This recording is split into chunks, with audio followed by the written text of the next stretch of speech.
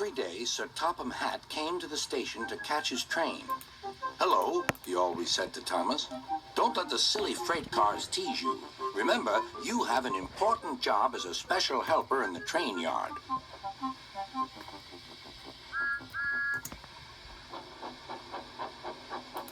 There were lots of freight cars, and Thomas worked very hard pushing and pulling them into place. There was also a small coach and two strange things his driver called cranes. "That's the breakdown train," he told Thomas. "The cranes are for lifting heavy things like engines and coaches and freight cars."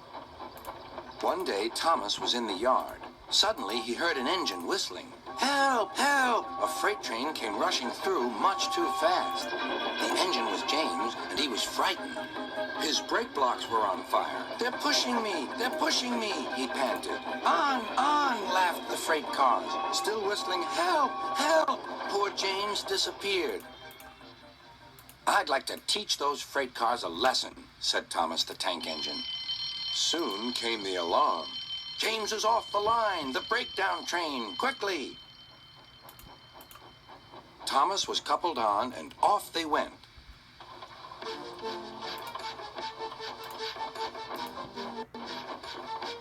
Thomas worked his hardest. "Hurry, hurry, hurry," he puffed.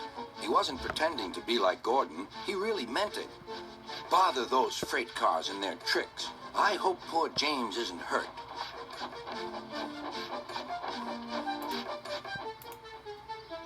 James's driver and firemen were feeling him all over to see if he was hurt.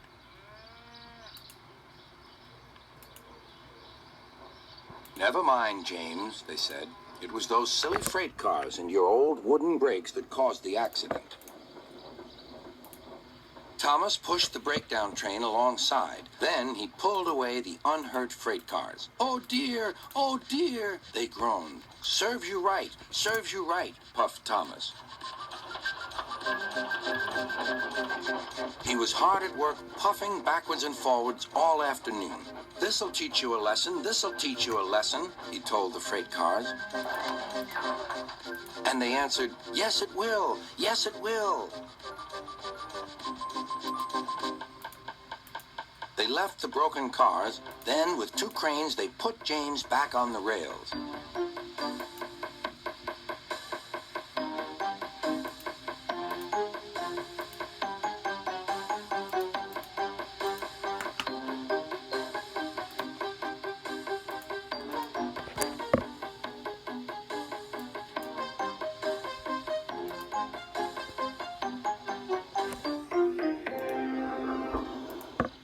He tried to move, but he couldn't, so Thomas helped him back to the shed.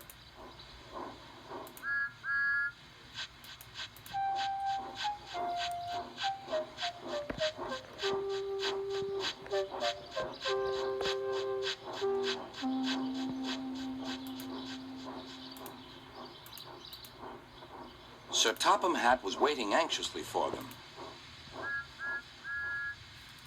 "Well, Thomas," he said, "I've heard all about it, and I'm very pleased with you. You're a really useful engine. James shall have some proper brakes and a new coat of paint, and you shall have a branch line all to yourself." "Oh, thank you, sir," said Thomas. Now Thomas is as happy as can be. He has a branch line and two coaches called Annie and Clarabelle. He puffs proudly backwards and forwards with them all day.